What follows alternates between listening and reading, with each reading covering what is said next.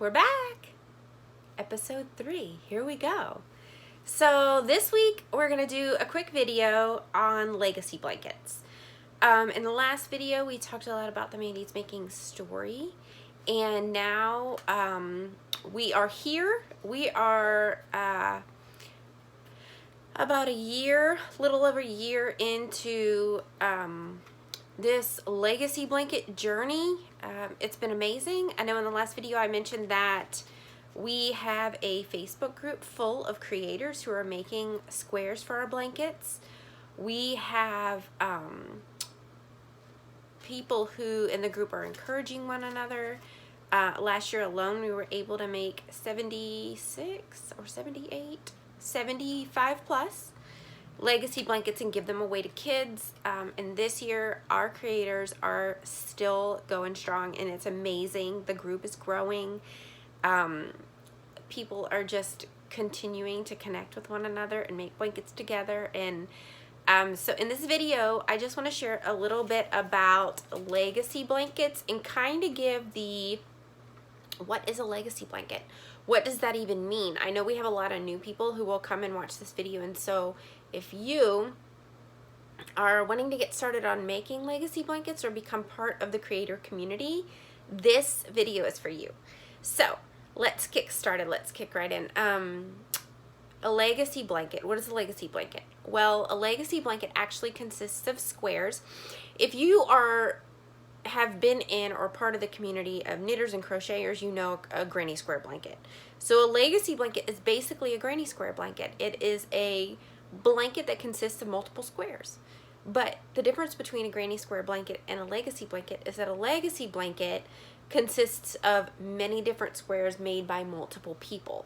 So when it comes to a legacy blanket, you could have 2 creators in one blanket, or you could have 8, 9, 10 ladies who have made the squares for that blanket. And so it just all depends on the blanket. But that really is what a legacy blanket is. It's a granny square blanket that consists of squares made by multiple people. These blankets were initially started to be given to kids in foster care or kids that are at risk for being trafficked. As we started this journey, we realized that there are a lot more kids in need in a lot more areas where kids are at risk for being trafficked.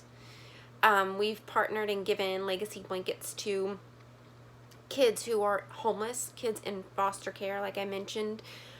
We've partnered with pregnancy centers to help teen moms who are just kind of facing that feeling of being alone.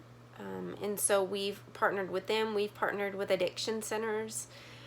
We've given blankets to kids who have been diagnosed with cancer. We've given legacy blankets to moms who have just lost a child.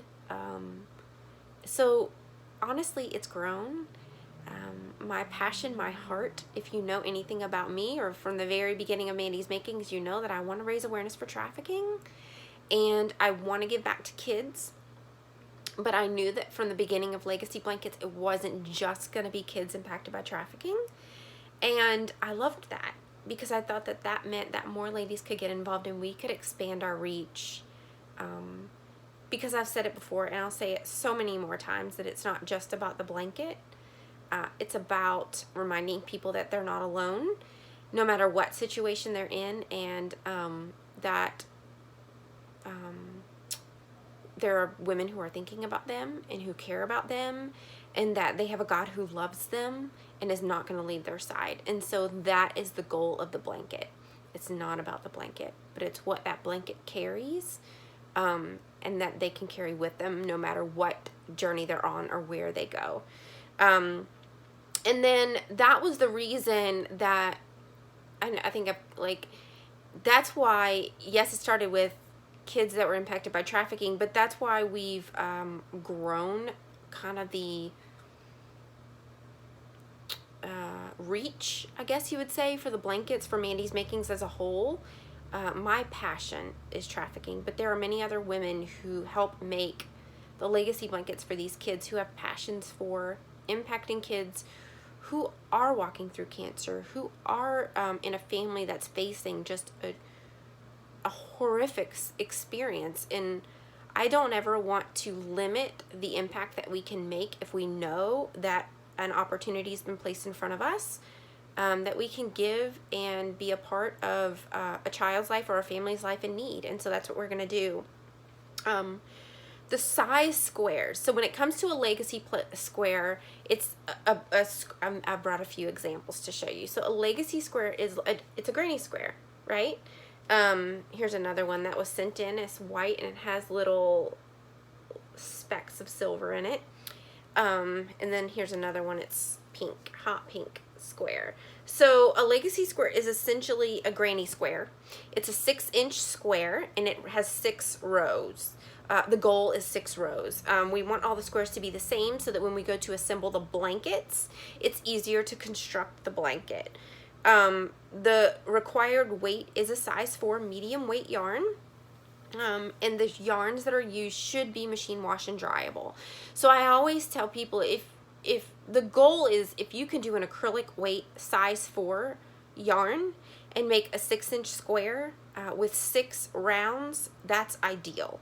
That'll be easier for us to construct the blankets. It's easier for us to just to work with. We've got a lot of squares that have come in over the last year that were bigger or smaller or a different weight yarn. And it's not that we couldn't use those squares, but it just takes a little bit more time and a little bit more effort to figure out how to fit them into certain blankets. And so that getting them to fit into that 6 inches in acrylic weight and 6 rounds for a granny square is ideal. Now we will be doing more videos in the next couple of weeks where I'll show you how to make a square, how to connect squares, and then how to do a border on a legacy blanket. And so we'll walk through in that first video on a square and go more into detail on gauge and just how to figure out how to make that 6-inch square with 6 rounds. And then how many squares do you send in? So when we first started this, my goal was to say, if you're going to make a square, do 6 of the same squares. That's when you go to make a blanket, if you have 6 squares that are identical, it's easier to fit them into a blanket with other squares that have come in. So if we've got 6 pink and 6 blue and 6 white and 6 gray, we can fit them in with some maybe multicolors that have some of those same colors in them, but it helps when you don't have just a ton of random squares that don't kind of fit together. However, over the last year, we've had multiple people, community groups, church groups, women's groups, so many people reach out and want to get involved. And one of the main things that they say is, I want to help make legacy blankets, but I want to be able to use up my scrap yarn. And so we've had a lot of squares come in that were just one-off squares.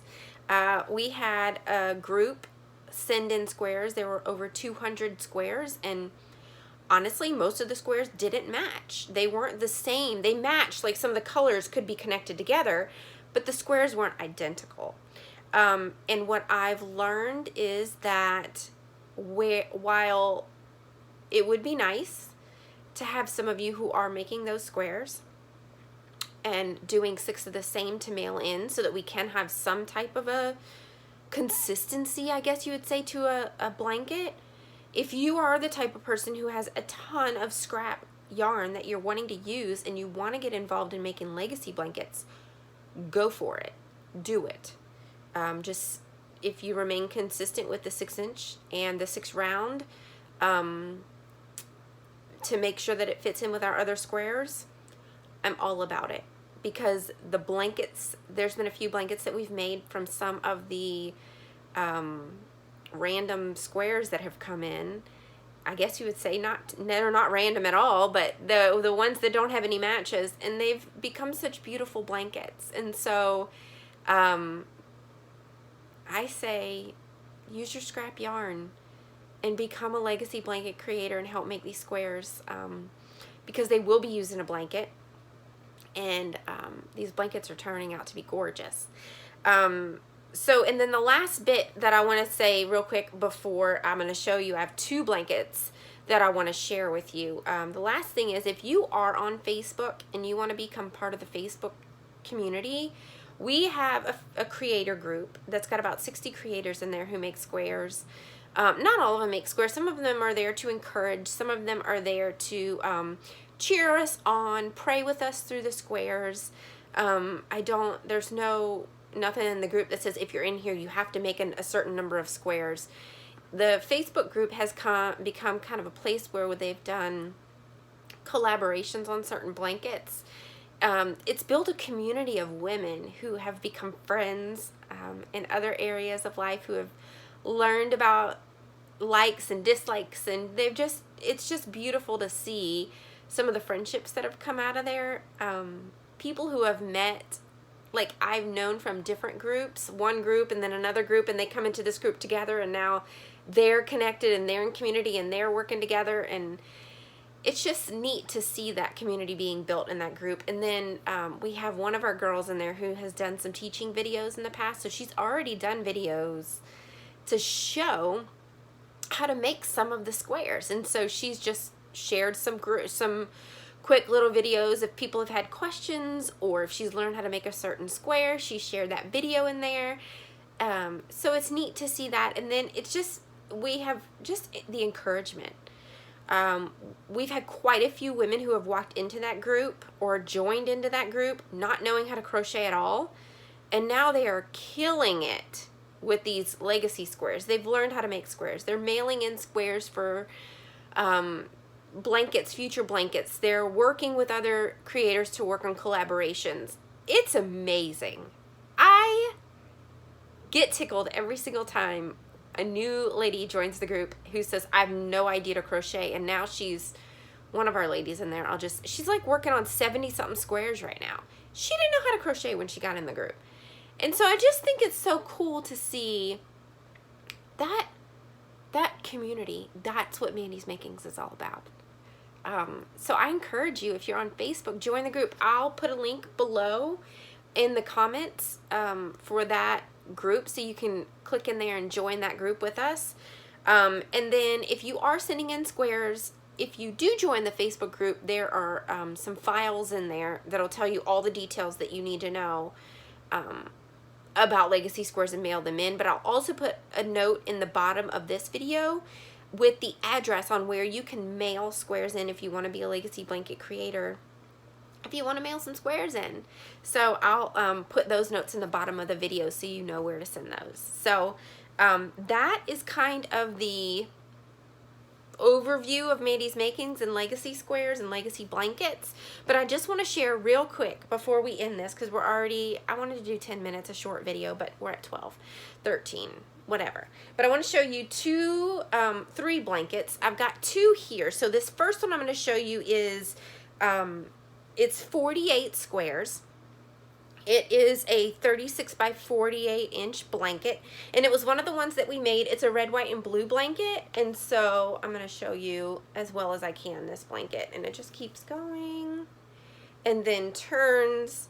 And this is our blanket. If you're on Instagram or you're on Facebook, you will have seen this in a post that I did. I kind of shared the picture of it for Memorial Day or when did I don't remember. Recently I did it. I don't remember what I did it for. I think it was it's on the Instagram feed. I've shared it a few times because I just think it's amazing, and I carry it around with me because it's one of the first collaborations we did in our Facebook group. And the ladies made the squares, and I love carrying it around when we do events or if I have opportunities to speak at groups about legacy blankets. It's nice to be able to show them blankets that we've created. So like this, I'm going to try and just keep it. You can kind of see it like this. But this is the blanket. This is one of our legacy blankets, and we had quite a few different people working on this one blanket. I think there were 3 or 4 ladies who made this blanket together. So that's one of our blankets. And then another thing I wanted to share with you is each blanket has a tag on it, and it's a legacy blanket. I don't know if it's going to be too blurry for you to read. But it says this blanket was created to provide comfort and to be a reminder that you are not alone, you are worthy, you are valued, and you are loved. And then it has our Mandi's Makings website on the bottom of it so they can go and read. When they click on the website, they can go in there and click I received a legacy blanket, and then they can go read about the blankets, and all the details are on the website there. And then this is the other legacy blanket that I wanted to share with you. Now, we earlier in the year were sponsored by Yarnspirations. If you're familiar with yarn or anything related to yarn, Karen or Yarnspirations sent us a box of yarn full of Karen Simply Soft yarn and Karen 1 pound yarn for us to teach more people how to make legacy blankets, legacy squares, and to make more blankets for the kids in need. And so this is the blanket that we were able to do, that they sent us the Karen 1 pound yarn from. And so it's a coral, a purple, and a neutral color, and like a nude color. And so this was the blanket that we made from it. And this was also, this is a 36, I think this was, yeah, this is a 36 by 36 inch blanket. And so this is going to be one of the blankets that's given away as well. I've kind of used it to share with a few groups that I've done recently, and it's also got the tag on that. So that's another one of the blankets. And then this is not a legacy blanket, but I want to show you because we do have some of our ladies who are in the group who have mentioned that at night, or there are times where they're sitting around and they just want to make a blanket, kind of just a, you know, when you're making a legacy square, you're making a square, you're binding it off, you're starting, or you're, you know, finishing it off and you're starting again. Some ladies just like to make the blanket and just keep, you know, it's very therapeutic, it's very comforting. It's crochet can become a very soothing thing to do. There are many people that I've talked to over the years that have used crochet as a form of therapy. If you watched the previous video with the Mandy's Making story, you know that it provided me a lot of comfort during a really difficult time. And so one of the ladies, a few of the ladies have also, and I've made comments to them to tell them, like, send in, if you want to just make a blanket and mail in a blanket for us to give alongside the legacy blankets that we give, 100% do that. Some of the ladies will mail in squares, and then along with the squares, they'll mail in a blanket. And one of our ladies did just recently. She mailed in this blanket, which is gorgeous. She used, I think, Karen Simply Soft yarn, and she used a hot pink and white, and you can see it's adorable. Come on, seriously. She finished it off with this scalloped edging, which is precious. But she made it so that we can give this alongside the legacy blankets as well to the kids that we give blankets to. And so I just want to share that, because if you want to send in squares, but you also have a blanket you want to send in to donate to the kids, you're more than welcome to do that. So that's legacy blankets. That I think covers most of the questions that I've had. A lot of the information, if you go on the website, there's also a link that says, do you want to become a legacy blanket creator? There's details on there. The story is on there. I'll put all the links, though, below so that you can read more about it. And if you have any questions, make sure you comment below below this video, and I can answer those questions. So thanks so much for listening. Thanks so much for being part of this channel. And our next video, we will learn how to make a square. So I'll see you then. Thanks. Bye.